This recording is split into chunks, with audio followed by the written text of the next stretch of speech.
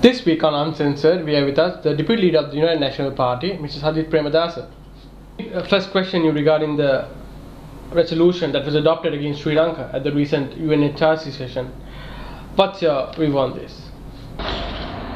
Well, first and foremost, it is my humble and honest view that the UN resolution at the United Nations Human Rights Council in Geneva was an undue interference in the internal affairs of our country, and it was a flagrant violation of the norms and conventions and stipulations espoused by the United Nations Charter, and it goes against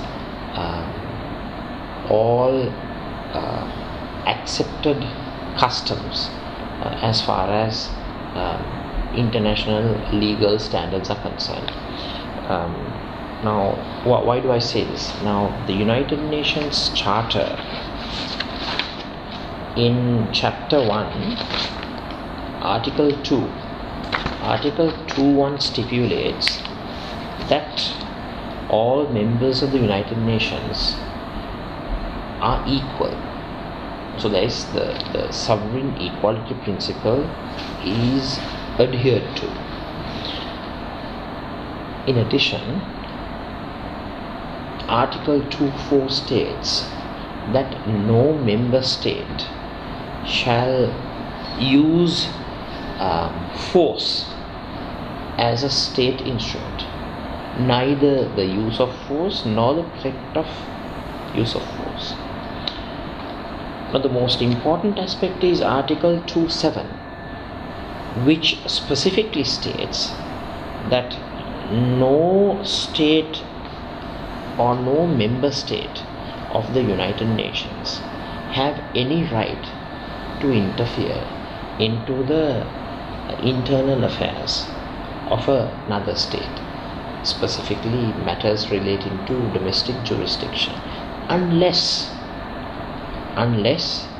if it is under issues raised by Chapter 7. Now, basically Chapter 7 states that Article 51 specifically states that in case of self-defense, this principle does not apply. And also, if there is a situation of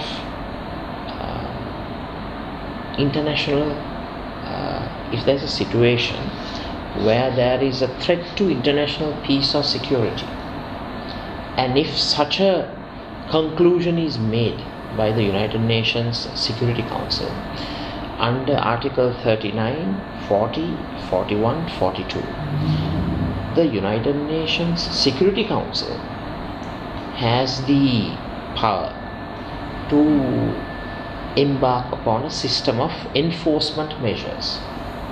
So, the United Nations Charter, to which all member states should adhere to, specifically states that there cannot be any interference into matters which are essentially in the domestic jurisdiction of a nation state, unless it is due to some issue with regard to self-defense as stipulated in Article 51, or under Chapter 7 if there is a situation where it's considered to be a threat to international peace and security. Now, the Human Rights Council is an institution that was formulated and promulgated under Chapter 4, Article 22. Now, Article 22 specifically gives the General Assembly of the United Nations the power to form subsidiary organs to help the General Assembly to carry out its functions. So, the Human Rights Council, that is considered to be a subsidiary organ of the United Nations General Assembly, has absolutely no right to intervene into affairs which are essentially within the domestic jurisdiction of a country. Now, this is my basic view as far as the UN Security Council resolution is concerned. Now, having said that, I think the foreign policy that has been enacted by the present administration is very weak. It lacks coherence, it lacks substance, and the foreign policy process, and the policy resultants are both misleading and inimical to Sri Lanka's national interest. Now, when one talks about foreign policy, it is the prime responsibility for all those who are in positions of power implementing the foreign policy to ensure that Sri Lanka's international image, international credibility is enhanced and kept intact. But today, because of the incompetence and the inability of the foreign policy machinery of Sri Lanka, today Sri Lanka is basically classified as a pariah state, as a rogue state, in other words, a failed state. Now, here I would like to point the finger directly at the Foreign Ministry of Sri Lanka and the Foreign Minister. He has basically administered an extremely weak, pusillanimous foreign policy, devoid of strength, lacking credibility, inability to communicate Sri Lanka's national interest,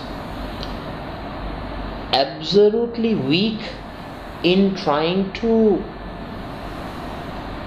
move on a process of forming a bloc of friendly countries who would support Sri Lanka's stance, inability to explain to the international community the various challenges and the domestic exigencies that are faced by the terrorist war that took place for more than 3 decades, and the subsequent consequences. So I see incompetence and inability to articulate a positive, proper foreign policy, and I would like to direct the accusatory finger, directly at the foreign minister and the foreign policy apparatus. Now, you cannot continue on a process of lying, deceiving, a policy of prevarication, hesitation, coupled with subterfuge. Now, that cannot be the foreign policy of Sri Lanka. Now, when we look at the various steps that this administration has taken place, that this administration has initiated, which has detrimentally impacted upon the nation's interest. Now, the administration espouses the cause of sovereign equality of Sri Lanka and the non-interference principle. But when we look at the actions of this government, there is a huge divergence in the government's declarations and its actions.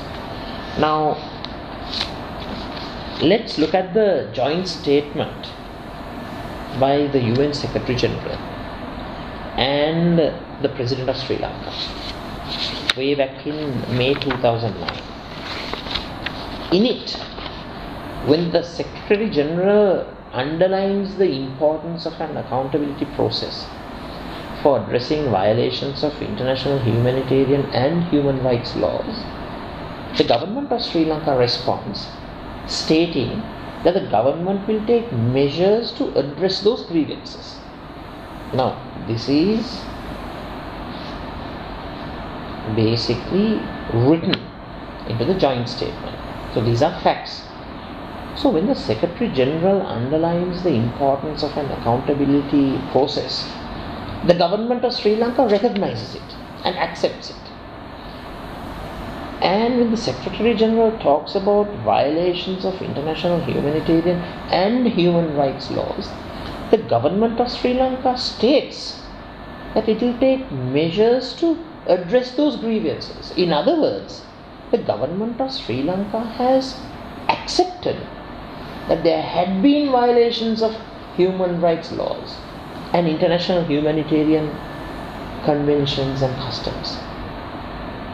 So, having accepted the various misdemeanors that had taken place, the government is going on record accepting the position of the United Nations and its Secretary General that there were accountability issues, that there were violations of international humanitarian and human rights laws, and that the government recognizes it and it will take measures to address those grievances.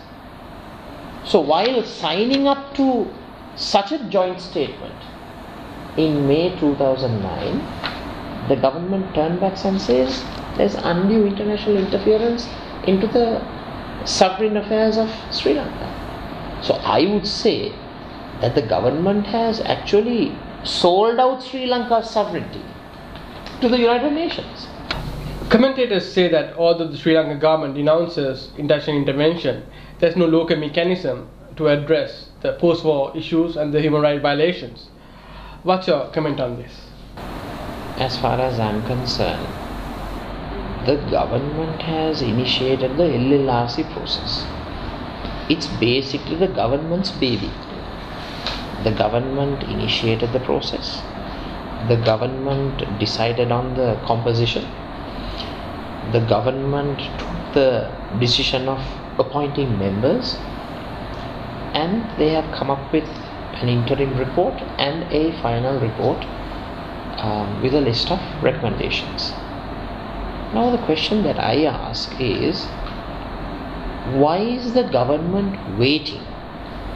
Why is the government hesitant to implement on the report through a commission that was enunciated and initiated by the government itself? We don't need to wait till international actors or members of the international community to tell us that we should implement the LLRC.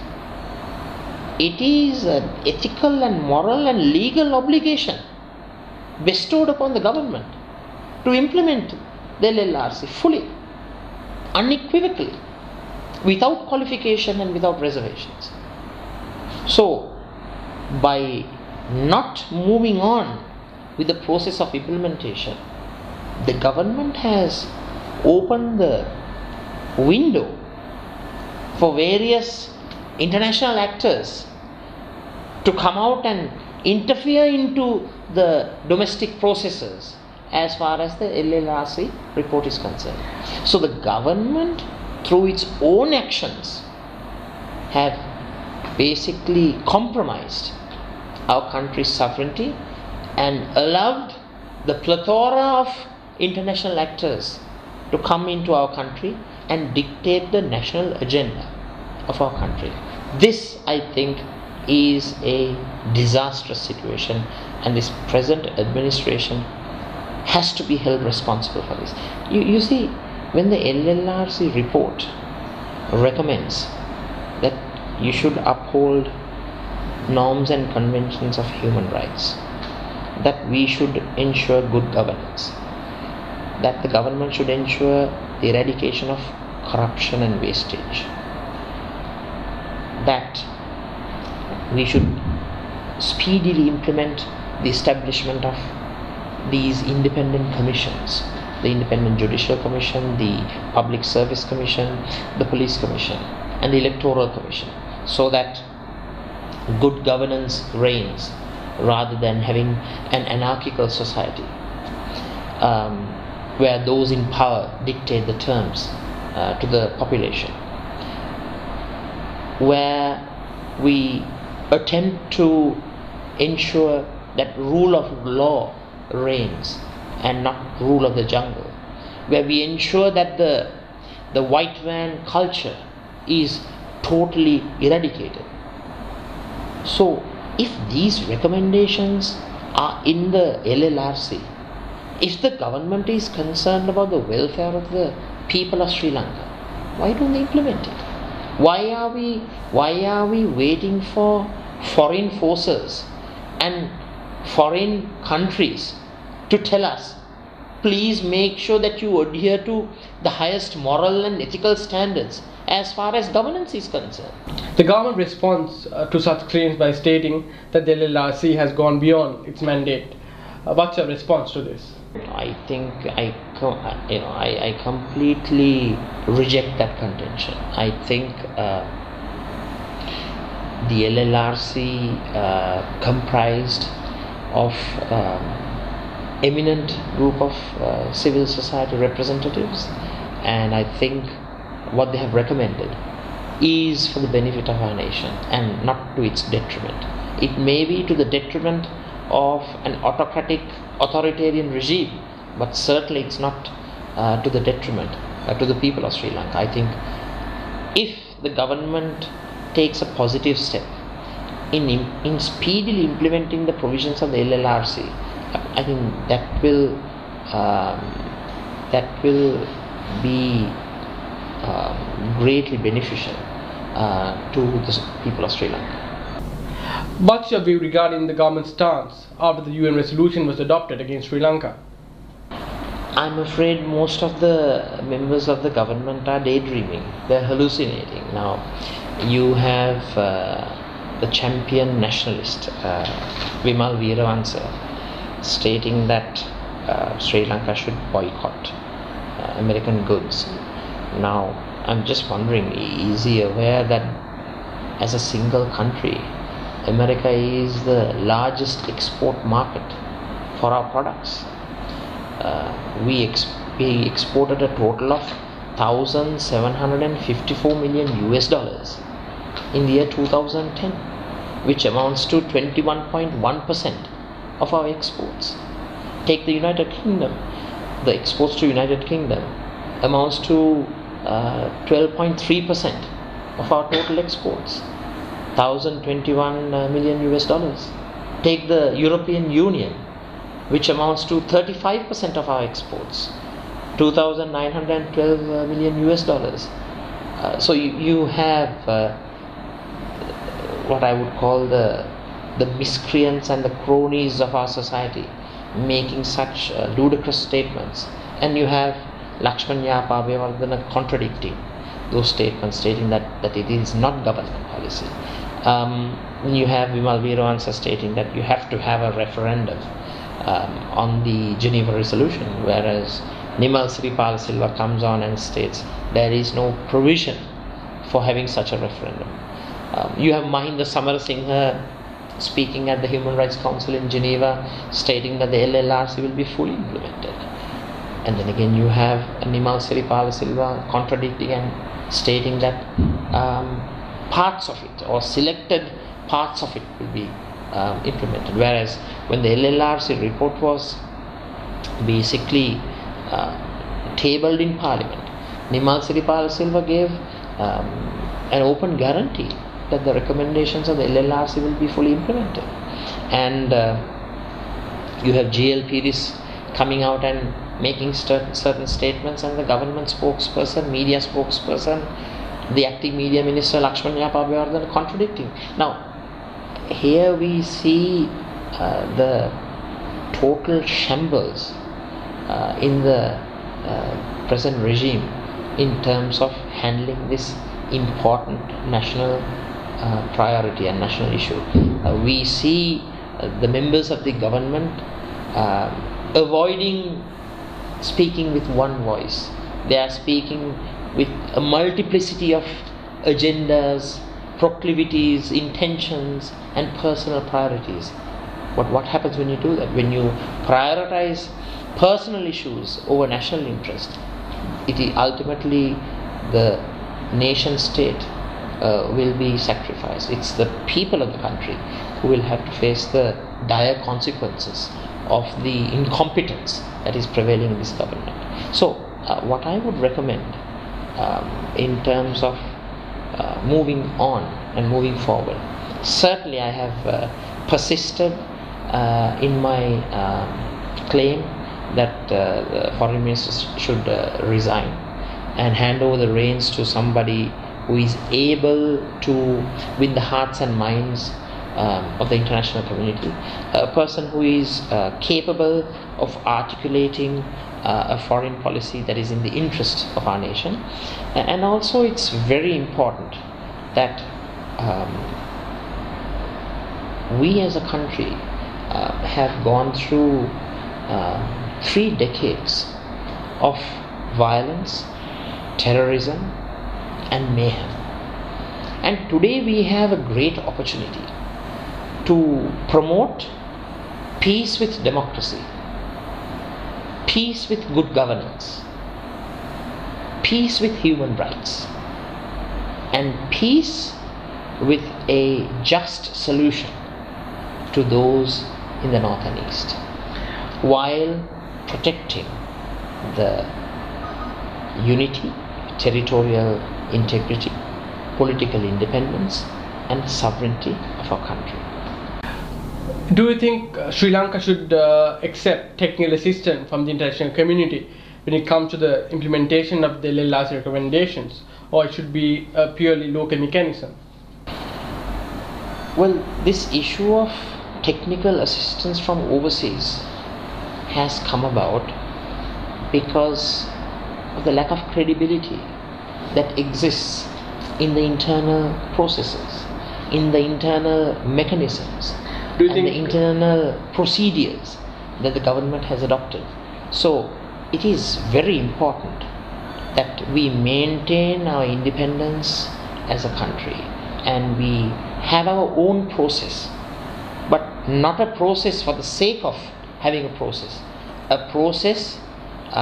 that exhibits transparency, that adheres to the highest moral, ethical, and legal standards, a process that is accepted universally.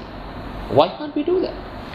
I think we as a country should learn to win the credibility of the international community, and in order to win the credibility, we have to ensure that we are clear-cut in our programs, and that we are transparent and ethical, and that we adhere to the highest moral standards in implementing such internal mechanisms and procedures. The report on the Sirikotha attack was published recently. Your views on this report? Well, basically I expressed comprehensively and fully my thoughts on the Srinath Pereira report. Quite succinctly, I must say it's a flawed report, especially the references that they have made with regard to my actions. And I provided facts, substance, and evidence in our working committee meeting, and I don't think it's proper for me to go into the minute details, but I basically think that it's a largely flawed report. But something that I never expected from a committee headed by a distinguished President's Council. Do you think that another investigation should be conducted regarding the attack? No, I think as far as party matters are concerned, I think it's an appropriate time for a healing process to take place. We are all talking of party unity and coming togetherness.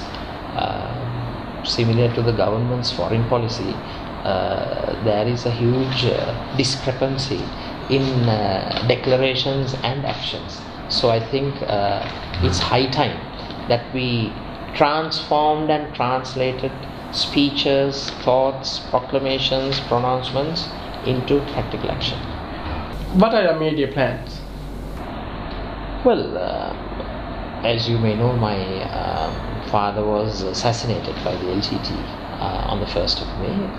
So ever since 1994, we have been having our annual program to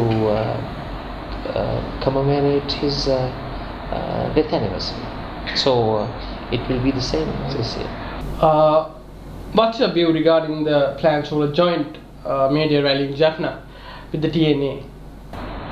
Well, here again, the United National Party Working Committee has made a decision to hold the May Day rally in Jaffna, and I don't object to the location. I'm not too sure as far as the participants for the May Day rally.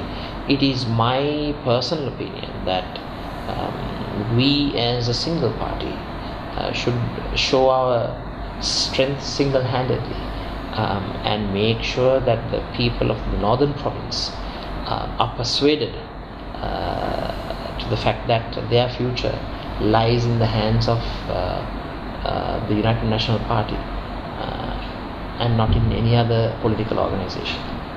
Many believe there's a rift between you and the UNP leader.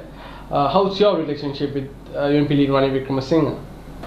Well, we are all talking of coming togetherness, a healing process, a process whereby we have a process of acting in a united manner. So obviously we are talking of unity because there seems to be a lack of that. So I think it's very important if the United National Party is to become a party of victory rather than a party of permanent electoral setbacks and defeats, that we mobilize and garner our forces to ensure that this autocratic and authoritarian elected dictatorship that is reigning Sri Lanka is brought to an immediate end through the ballot.